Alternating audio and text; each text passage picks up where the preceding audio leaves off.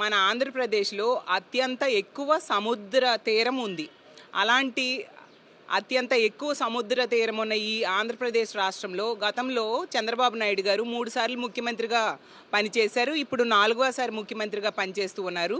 కనీసం ఒక జెట్టి కట్టడానికి కూడా ప్లాన్ చేయని పరిస్థితి చూసాం.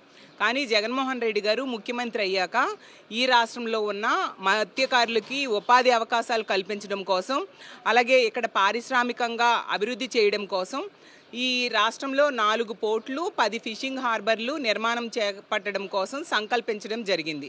అందులో భాగంగా మూలపేట పోర్టును 4,362 కోట్లతో నిర్మాణానికి శ్రీకారం చుట్టి ఇంచుమించు 70% పనులు జగనన్న ముఖ్యమంత్రిగా ఉండగానే పూర్తి చేయడం జరిగింది. ఈ కూటమి అధికారంలోకి వచ్చాక ఆ పనులు ఎంత దారుణంగా ఆపేశారో మనందరము చూసాము.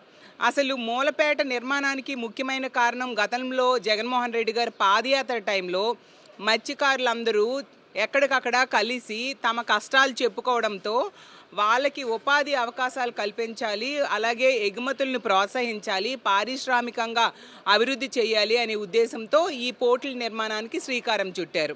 అసలు మూలపేట పోర్టు అనేది నిజం చెప్పాలంటే ఉత్తరాంధ్రకే ఒక మణిహారం లాంటిది. అలాంటి గొప్ప పోర్టుని జగనన్న నిర్మాణం చేయడానికి సంకల్పించడం జరిగింది.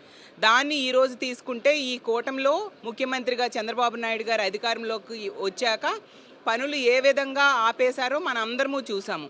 కాబట్టి మా జగనన్న ఆదేశానుసారం మా ఉత్తరాంధ్ర ప్రాంతంలో ఉన్న నాయకులు కార్యకర్తలు అందరూ కలిపి రేపు మూలపేట పోర్టు దగ్గరికి వెళ్ళి అక్కడికి సందర్శించి అసలు పనులు ఏం జరుగుతున్నాయి, ఎంతవరకు వచ్చాయి చూడడానికి పరిశీలించడానికి వెళ్ళబోతూ ఉన్నాము. ఇప్పుడు చూస్తే ఈ కూటమి ప్రభుత్వం భయపడిపోతూ ఉంది. వీళ్ళు పనులు ఆపేశారు కదా, అందుకు విపరీతమైన ఆంక్షలు పెడుతూ మా పర్యటనని అడ్డుకోవడానికి ప్రయత్నిస్తూ ఉండే పరిస్థితి మనం చూస్తూ ఉన్నాము. తీసుకుంటే చంద్రబాబు నాయుడు గారు అధికారంలోకి రావడానికి సంపద సృష్టిస్తాను అని చెప్పి ప్రజల నమ్మబడికి ఓట్లు వేయించుకున్నారు. ఈరోజు సంపదని దోపిడీ చేస్తూ ఉండే పరిస్థితి మనం చూస్తూ ఉన్నాము. అభివృద్ధిని గాలికి వదిలేసిన పరిస్థితి మనం చూస్తూ ఉన్నాము. ఈరోజు ఉత్తరాంధ్ర ప్రాంతంలో ముఖ్యంగా విశాఖపట్నం ప్రాంతంలో గతంలో జగన్మోహన్ రెడ్డి గారు దీన్ని రాజధానిగా చేయాలని ప్రయత్నించి జగనన్న ఎంతగానో ఉత్తరాంధ్ర అభివృద్ధికి సంకల్పించడమే కాకుండా ఈ విశాఖపట్నం అభివృద్ధి కోసం ఎన్నో నిర్ణయాలు తీసుకోవడం జరిగింది. ఈరోజు వీళ్ళ అధికారంలోకి వచ్చాక విశాఖపట్నంలో భూముల్ని 99 పైసలకే ఎకరాలు రియల్ ఎస్టేట్ కంపెనీలకి, ఐటీ కంపెనీల పేరుతో అమ్మేస్తూ ఉండే పరిస్థితి మనం చూస్తూ ఉన్నాము. వీళ్ళు చూస్తే ఎంతో విజనరీ అంటారు, 40 ఏళ్ళ ఎక్స్పీరియన్స్ అంటారు, 4 సార్లు ముఖ్యమంత్రి అంటారు.